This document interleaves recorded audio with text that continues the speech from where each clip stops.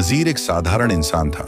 वह अपने मेहनत से अपना घर चलाता था, अपनी पत्नी और 2 छोटे बच्चों के साथ खुशहाल जीवन व्यतीत कर रहा था। लेकिन उसकी खुशियां अधिक समय तक टिक न सकीं। कैंसर जैसी भयंकर बीमारी ने उसे घेर लिया। डॉक्टरों ने उसे जवाब दे दिया था। लाखों रुपए खर्च करने के बावजूद उसकी हालत दिन ब दिन खराब होती जा रही थी। उसका शरीर कमजोर हो गया था। उसके चेहरे पर 30 की बजाय 70 साल की उम्र का असर दिखने लगा था। नजीर दिन रात मस्जिद में अल्लाह से दुआ करता, रोता, गिड़गिड़ाता, लेकिन कोई असर नहीं हो रहा था। उसकी पत्नी की आंखों से आंसू कभी रुकते ही नहीं थे।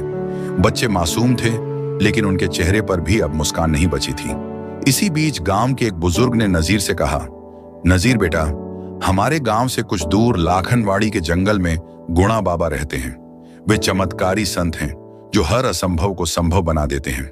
तू एक बार उनके पास जाकर देख ले, शायद तेरा रोग मिट जाए। पहले तो नजीर ने मना कर दिया, क्योंकि उसका समुदाय बाबा फकीरों को नहीं मानता था।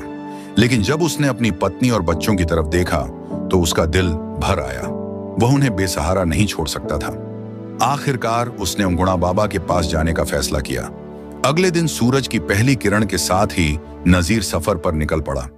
यह जंगल घना और डरावना था। रास्ता कठिन था, लेकिन बीमारी की पीड़ा से ज्यादा कुछ कठिन नहीं था। वह धीरे धीरे आगे बढ़ता रहा। रास्ते में उसकी तबीयत बिगड़ने लगी, सांस फूलने लगी, लेकिन वह रुका नहीं। कई घंटे पैदल चलने के बाद वह आखिरकार गुणा बाबा के पास पहुंचा। बाबा बीड़ी पी रहे थे, लेकिन जैसे ही नजीर वहां पहुंचा, बाबा की दृष्टि नजीर पर पड़ी। उन्होंने अपने शिष्य वसंता भाऊ से कहा, जा इसे प्रसाद दे। वसंता भाऊ नजीर के पास गया और उसे एक पत्तल में कुछ भोजन दिया। नजीर पहले हिचकिचाया, लेकिन फिर उसने वह प्रसाद ग्रहण कर लिया। जैसे ही पहला निवाला नजीर के मुंह में गया, उसके शरीर में अजीब सी ऊर्जा का संचार होने लगा।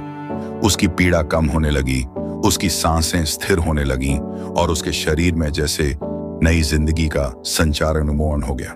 उसका झुका हुआ शरीर सीधा हो गया, चेहरा फिर से चमकने लगा। बाबा ने जोर से अपने डंडे से मारा।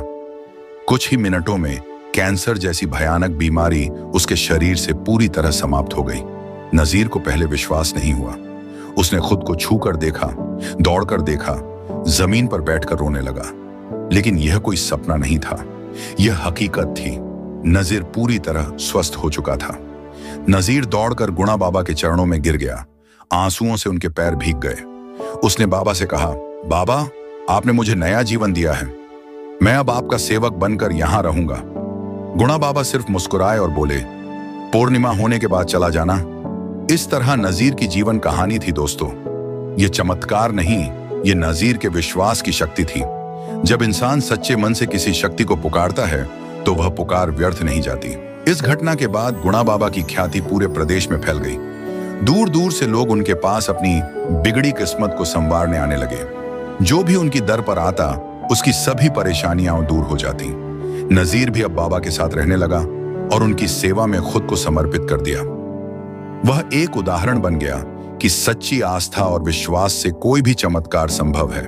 और इस तरह गुणा बाबा की महिमा पूरे क्षेत्र में गूंजने लगी और उनका नाम चमत्कारी संत के रूप में अमर हो गया। जहां सच्ची आस्था हो, वहां चमत्कार अवश्य होते हैं। दोस्तों, ये कहानी बाबा का सच्चा भक्त दीपक गवई इन्होंने हमारे चैनल को दी। उनका हमारा चैनल शुक्रिया अदा करता है। और फिर आएंगे ऐसी कुछ कहानी लेकर। अगर ये कहानी आपको प्रेरित करती है तो इस वीडियो को लाइक और शेयर करें, और ऐसी ही और प्रेरणादायक कहानी के लिए अपने जेजेजी फिल्म YouTube चैनल को सब्सक्राइब करें।